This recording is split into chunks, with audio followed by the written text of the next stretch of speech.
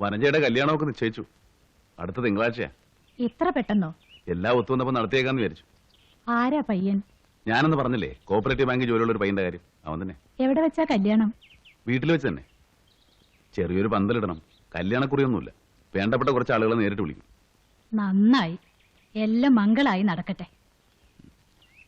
ഗൗരിയില്ലേ ഇവിടെ? അവൾ വന്നില്ലല്ലോ മോനെ. ഇത് ഗൗരിക്ക. എന്താ അത്? ഒരു സാരിയാ. വനജയ്ക്ക് കല്യാണ സാരി വാങ്ങി കൂട്ടത് ഗൗരിക്കും വാങ്ങി വരണം. എന്താ? ഒന്നുമില്ല. ഇത് നീ തന്നതാണെന്ന് പറഞ്ഞു കൊടുത്താ അവള് വാങ്ങുമെന്നാ എന്റെ സംശയം. അവൾ ആകെ മാറി മോനെ. ഈയിടെ ഞങ്ങളോട് പോലും മിണ്ടാറില്ല. മാസം ആദ്യം ശമ്പളം എന്നെ ഏൽപ്പിക്കും. എന്തെങ്കിലും ചോദിച്ചാ തർക്കുത്തരമേ പറയൂ. അവളെ എന്തെങ്കിലും പറയാനുള്ള ധൈര്യം എനിക്കില്ല. 6 ജീവനാ അവളെ നമ്പി ഇവിടെ കഴിയുന്നത്.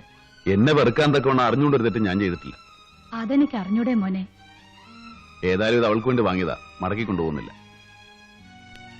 അല്ല, നീ പുതിയ ജോലിക്ക് പോകാൻ തുടങ്ങിയോ? വനജയുടെ കല്യാണം കഴിഞ്ഞിട്ടേ പോകും.